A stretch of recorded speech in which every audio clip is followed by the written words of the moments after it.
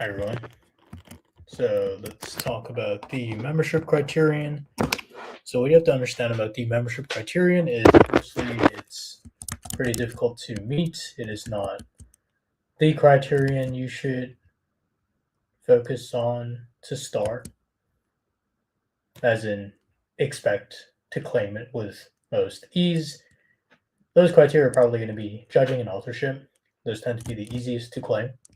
But membership can still be a good criterion to focus on because by focusing on the membership criterion, you can actually land for judging and authorship opportunities. And that is because the people you meet through these membership organizations, a lot of these people are going to be the sources of these kinds of opportunities. They will be involved in industry publications. They will be peer reviewing for journals and industry publications. They will be the ones organizing conferences and events, especially if you are a part of organizations that are typically reserved for some of the very top professionals in your field. So in that sense, you should be focusing on membership to get involved in membership organizations. Just don't expect to meet the criterion with much ease because even high quality memberships can get questioned. But going into what the membership criterion is really about, it is about showing that you have memberships where a requirement of membership is outstanding achievements in your field as judged by national and international experts in your field. Now, how you prove that is going to come down to pretty much whether the membership that you have gotten shows that you have a very high level of expertise in your field or a very high level of recognition for your expertise in your field or that you made a tremendous impact in your field and that's why you received this membership. Those kinds of memberships tend to make for much stronger arguments for the membership criterion, whereas memberships, even where they are only accepting top professionals in your field, those memberships tend to get questioned because it's much harder to make that outstanding achievements argument. So, based on what I've seen, what kinds of memberships tend to work well for the membership criterion? It's not general memberships. It's usually, say, editorial positions with top industry publications in your field, or organizing committee positions with top conferences in your field where you were chosen specifically for your industry expertise to help organize and lead a conference or be a part of that team. That's great for arguing outstanding achievements, especially if you can get some sort of letter or some sort of proof that you were selected because of your outstanding expertise or outstanding contributions to the field or outstanding recognition in your field. Another example that comes to mind are committee positions with professional organizations. Committee positions tend to work well, especially if you can show that you were selected to be a committee member for your accomplishments in the field. And the more you can show that you were, for example, chosen for your particular specialization and your high level of expertise in that specialization to a point where you can show that you have significantly distinguished yourself amongst all the other similar professionals in your field, that tends to make for a much stronger argument than, say, just some committee you can just apply for and get in because everyone gets in. So those are just some typical examples that I see for the membership criterion. But just keep in mind that even with a strong set of memberships, you can still get questioned on this criterion. It's definitely not straightforward to meet. Yeah, anyone have questions about the membership criterion? Feel free to leave them in the chat.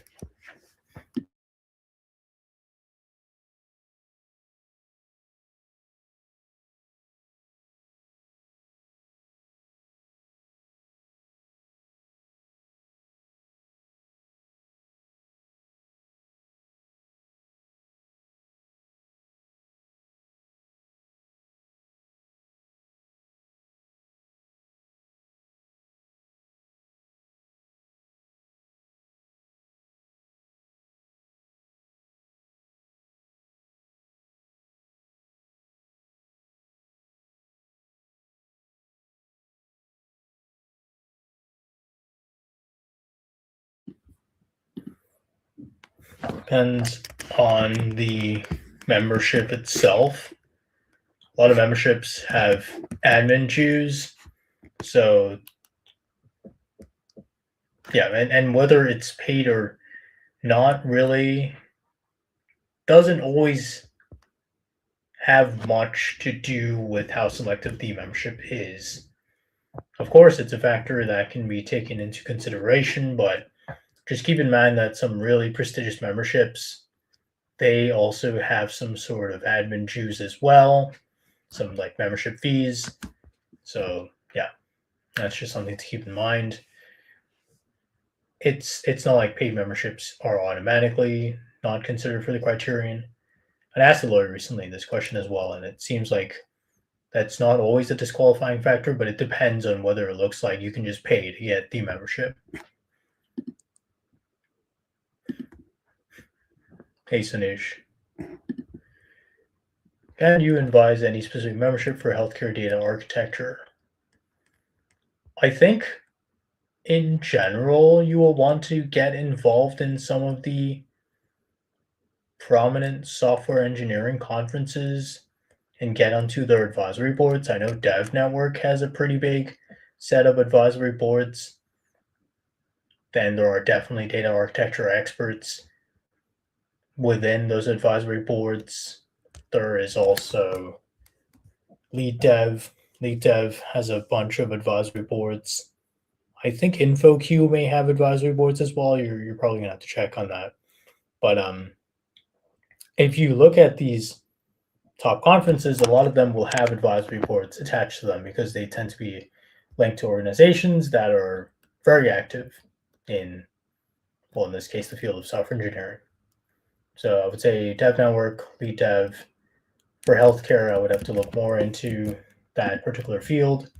Don't know any off the top of my head, but yeah, for data architecture, that's what I would be looking at. Dev Network, Lead Dev, InfoQ, their advisory boards.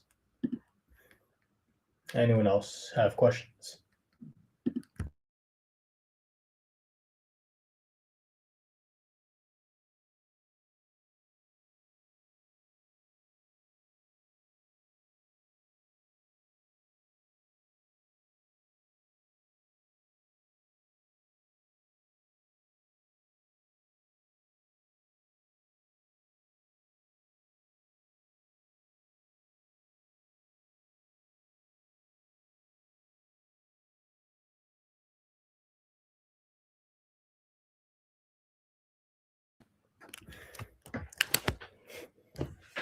Anyone else have questions?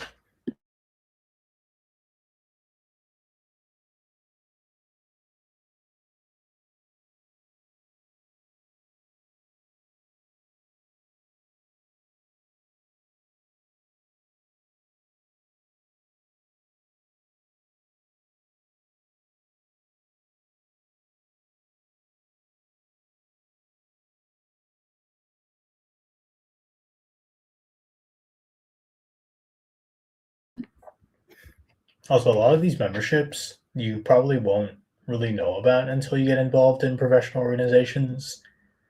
And when I say memberships, I mean more high level memberships, not saying general memberships in general. Like if you go to, say, the local chapter meetings of some organizations that you are a part of, you will start to learn about committees.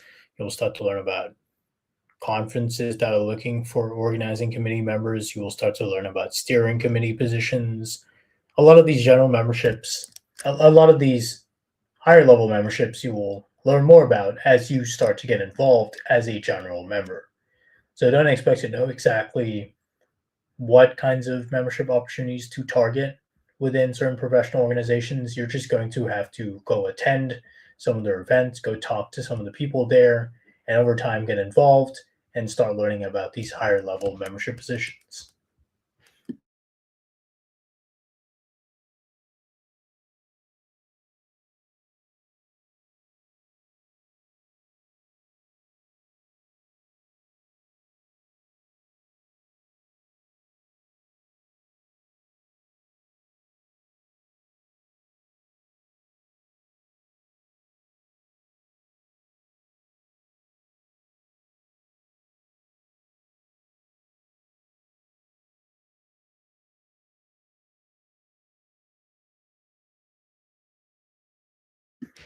Anyone else have questions?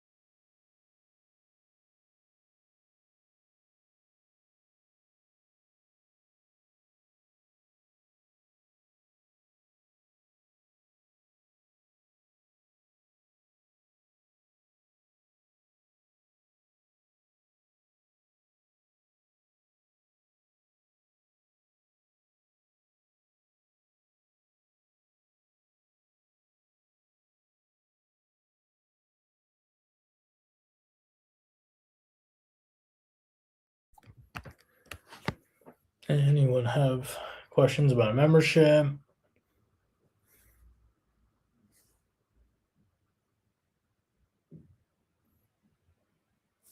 Something else you can look into when it comes to membership opportunities is you can look at what you're currently involved in and who the organizers are of, say, events you go to all the time, or perhaps conferences that you like to attend.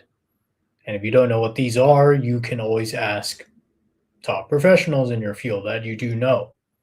Get into conversations with them and ask them about the conferences they tend to attend on a regular basis, or the events they like to go to, or the organizations that they're involved with.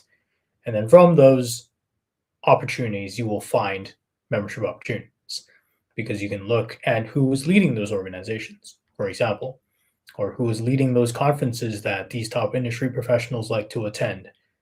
Looking at the most prominent opportunities in your field and then seeing who is actually leading those opportunities, that will help you understand what kinds of membership opportunities are out there that you can target that will probably help with your membership criterion claim.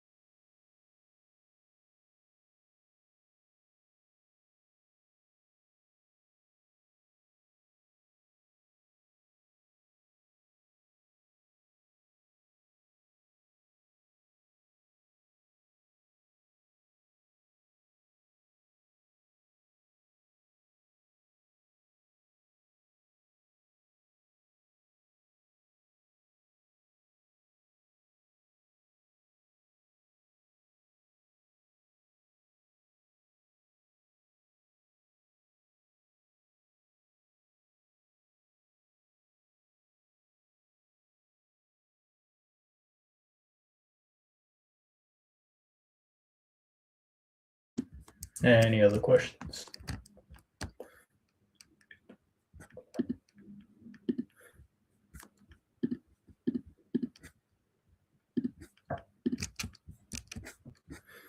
All right, if no one else has any questions, thanks for joining today's live stream.